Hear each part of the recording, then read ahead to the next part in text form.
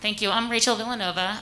We're really excited to present all the work that we've been doing with STEM Pathways and the NJIT Partnerships. Although it's been a year of COVID, we've made some strides and continuing to make progress just to provide opportunities for all the students in district. Okay, so what is the STEM Pathways program? It's a 4-year program for our students, and it's an opportunity for all students of all levels to just, who are interested, be exposed to a variety of opportunities regarding STEM. The programs involve a multitude of different electives, workshops, presentations, possible mentorships, internships, and a community impact project. The idea is just to allow students to explore all the different areas of STEM.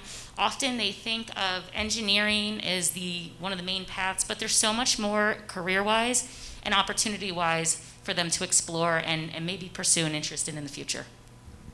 So we do have specific requirements that students have to meet in order to earn the STEM pathway endorsement upon graduation.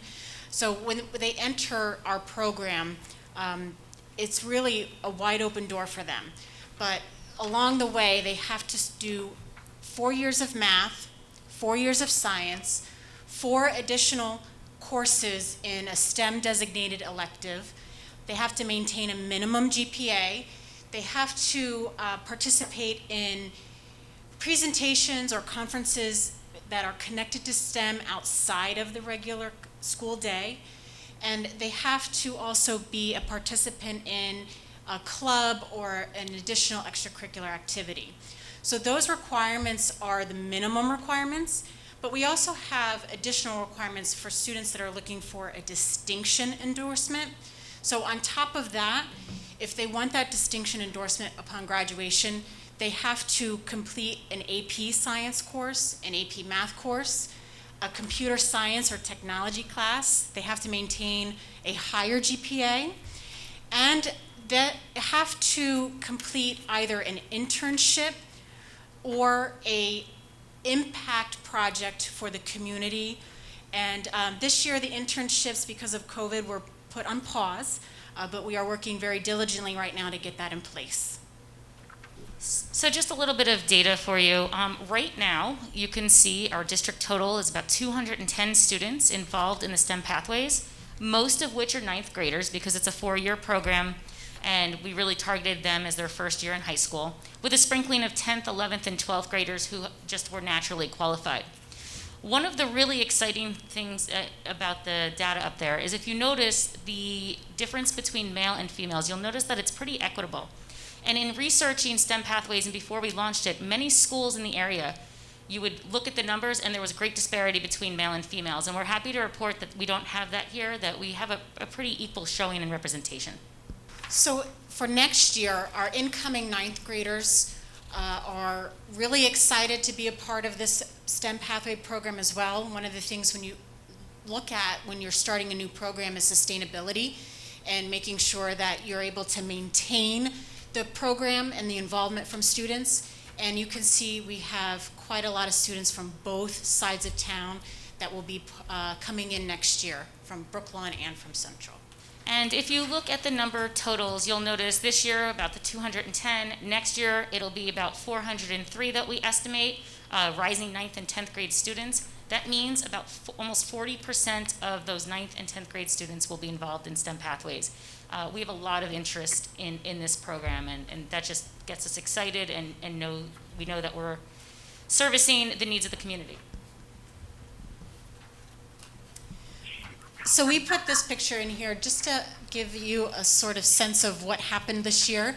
So we held several presentations despite the COVID shutdown, and we were able to do that virtually. So this is a snapshot of one of our meetings after school with I think there's about 160 students on this meeting. So we were really excited that we were still able to do that for our students. So first, if you noticed on several of our slides, we have a STEM logo that has been on every single slide.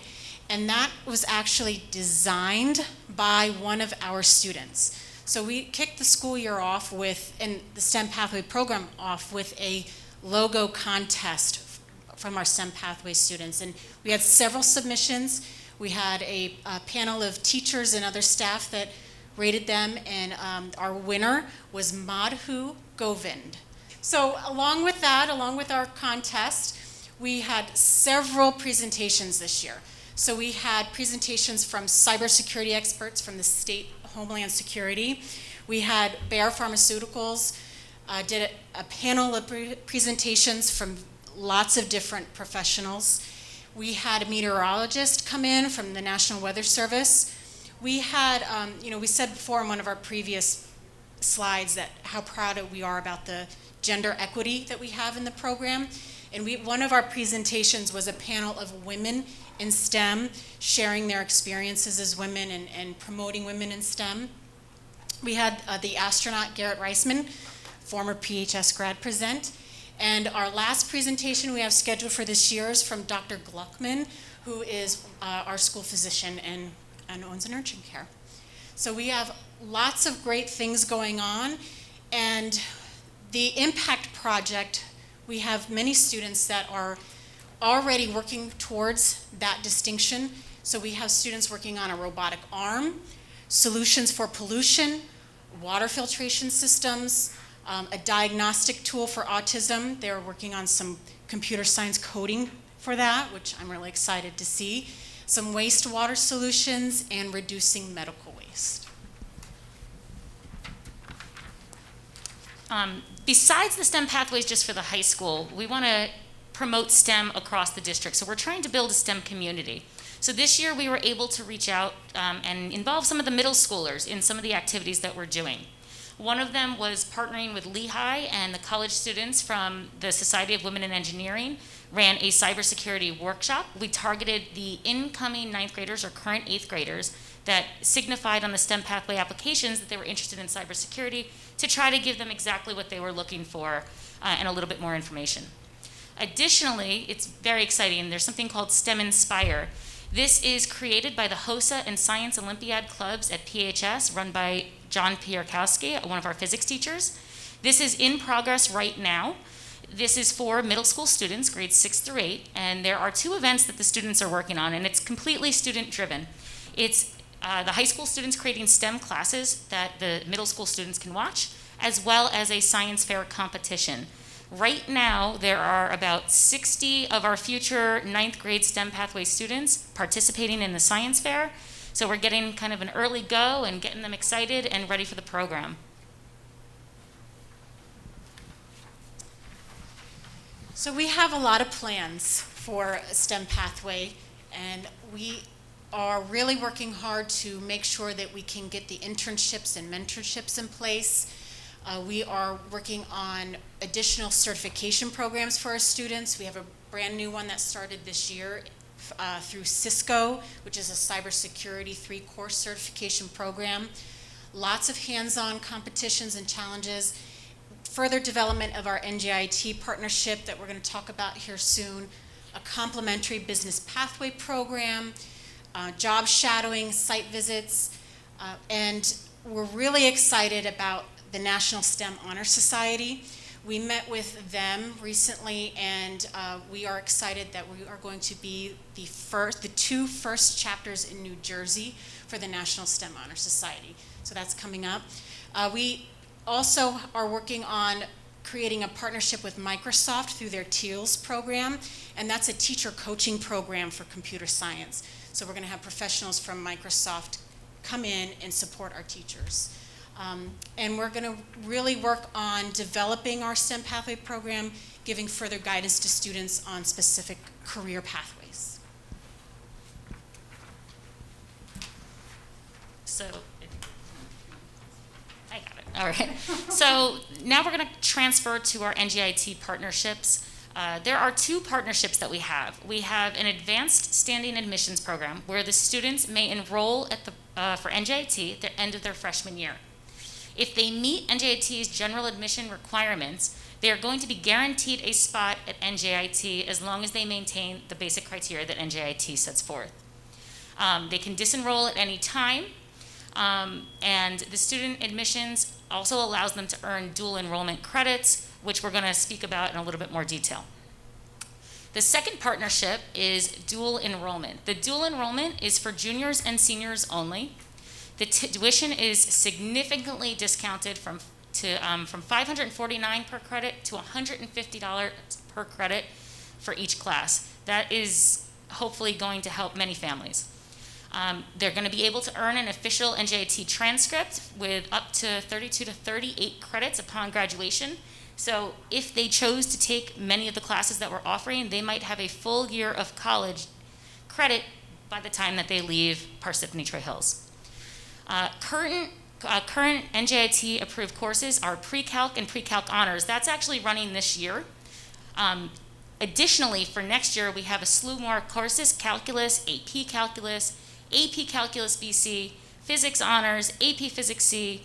Fundamentals of Engineering is approved. It won't run this year, but we're hoping to get it running the following year. And that's the same with Intro to CS with Python. Not this year, but we're hoping to get it running for the following year. So I really want to point out that getting to this point with our partnerships with NJIT was not an easy task. They really made sure that they vetted our courses and they vetted our teachers. So in order to make this happen, we had to have teachers apply, submit resumes, submit transcripts, and they had to be approved by the NJIT department professors in order to move forward. They have to have a master's degree in the course content. They have to attend regular meetings with NJIT professors. We had to do the course audits, and even some teachers were even required to take and pass the NJIT final exams for their courses.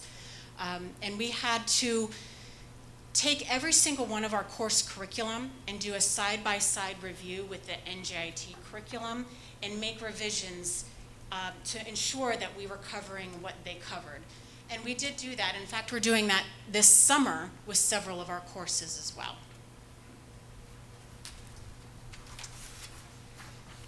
So this first slide here is what's currently running. We're currently running pre-calc and pre-calc honors for dual enrollment. And if you take a look at those charts, we had the number of students that were eligible in each school, totaling 162 eligible students in pre-calc, 96 total eligible students in pre-calc honors across the district. And this was something that we got in under the wire. With all of that expectation for getting teachers approved, I was able to get this in place, and 51 students district-wide have taken advantage and are participating in this. And that's about a 20% participation rate, which I'm really very excited and proud of. And to put this into monetary terms, which is always fascinating and exciting, normally an NJIT credit a course would be about $3,000. In district, with the dual enrollment program that we have, the families are charged $600, so they get about a $2,400 per course savings. If we just look at pre-calc alone, just from the enrollment that we have, we've saved $120,000 in tuition for the families just this year. That's an entire college career. So this is our projections for next year. So in addition to pre-calc and pre-calc honors, we will be running dual enrollment with all versions of calculus, statistics, and physics. So you can see that our enrollment is opportunity eligible for students is increasing greatly. So this slide here talks about our eligible students for next year and from compared to this year. So this year we had a total of 258 eligible students district-wide. Next year that has doubled to over 600 students that are eligible to participate. The information has already been sent out, and we do have many families already signing up for this opportunity. So for the Joint Advanced Standing Program, this is that early admission to NJIT. You can see PHS and PHHS. We have many students who have signed up. We are at a total of 76 right now, but still counting. Students are able to apply for this early admissions, the freshmen at least, until probably July, August. Once their sophomore year starts, then they will no longer be able to. But we're hoping that number just keeps going. And I just want to reiterate, that means as long as they meet NJIT's admissions requirements, they're guaranteed admission to NJIT. 76 already are possible students for that. So we do, of course, have goals for the future for NJIT as well. We do not rest. We're always talking to each other about what we want to do next. So we plan on expanding our dual enrollment courses in both computer science, science, and engineering. We are always looking to increase the number of teachers that we have approved. And in order to do that, we have to build teacher capacity, get them to meet those requirements, and that is just going to benefit our students greatly, having expert teachers that are approved by NJIT teaching our students. This couldn't have been done without the help of so many people. Our STEM Pathways staff, Megan Berry, Fatima Sheik, Brianne DiGeronimo, Tiffany Young, have been instrumental in making this happen, and finding presenters, filing the papers, whatever it may be. There's a lot that goes into this. Additionally, we have to give a big thank you and shout out to the teachers. They had to work tirelessly. They had to do a resume and go through the whole process with NJIT to just get certified. So you could see there's a list very long, and we're hoping to keep adding to it, and we're just very thankful for their cooperation and participation.